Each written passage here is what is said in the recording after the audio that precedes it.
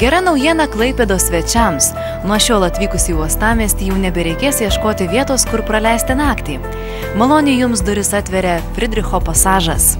Šioje vienoje jaukiausių Klaipėdos vietų jums jau garantuota viskas, ko reikia. Skanus maistas, geras laisvalaikio praleidimas, jaukia aplinka besiklausant gyvai atliekamos muzikos ir poilsis Fridricho svečių namuose. Kaip kilo mintis pasažiai kurdinti tokius jaukius svečių namus?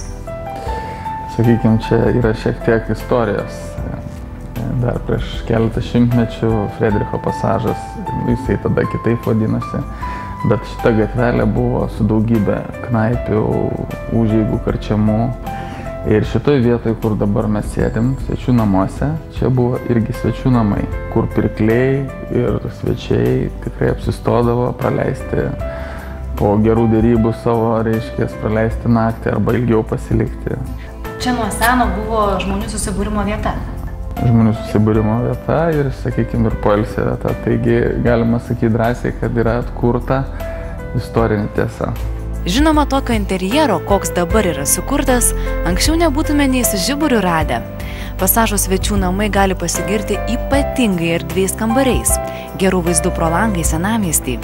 Taip pat patogiais, komfortabiliais ir itin kokybiškais baldais, kurie specialiai šiems svečių namams su Fridricho pasažo inicialais buvo gaminami Italijoje. Aidai, kokie naujausio jūsų kūrinio svečių namų privalumai?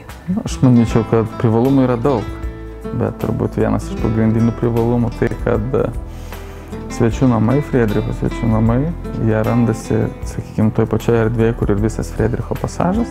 Jeigu atkreipia dėmesį, visas pasažas yra labai jaukiai sukurtas. Ir, sakykime, šitas kūdikis, šitie svečių namai taip pat buvo kurti labai, sakykime, su didelė meilė. Tiesiog kiekviena vietelė, kiekvienas kampelis išpuoselėtas labai protingai apgalvojant ir iš tikrųjų negailint nei savo sveikatos, nei laiko. Naujųjų svečių namų interjerą itin pagyvina autoriniai dailininkų paveikslai. Jie puošia kiekvieną kambarį. O Baroti ir kitų menininkų darbais bus galima ne tik pasigrožėti, bet ir įsigyti. Savo piniginės ir kitų svarbių dokumentų jums nereikės nešiotis. Viską galėsite saugiai užrakinti seife, o už pasažo paslaugas atsiskaityti išvykstant. Dar vienas privalumas – nemokamas internetas. Kompiuteris ir interneto ryšys yra kiekvienuose apartamentuose, todėl visuomet būsite pasiekiamas. Pasažo svečių namų tikslas – neapgyvendinti kuo daugiau žmonių, o kad tie, kurie atvyksta, čia pasijaustų gerai ir norėtų sugrįžti. Įrengti 6 apartamentai nuo 50 iki 100 kvadratinių metrų, su iš viso 14 kambarių. Atvykusiems nereikės rūpintis automobilio parkavimu. Jis jums papildomai nieko nekainuos. O kaip apartamentų kainos? Ar labai aukštas? Sakykime, nuo 95 eurų iki 190 eurų. Tai įskaitant pusryčius.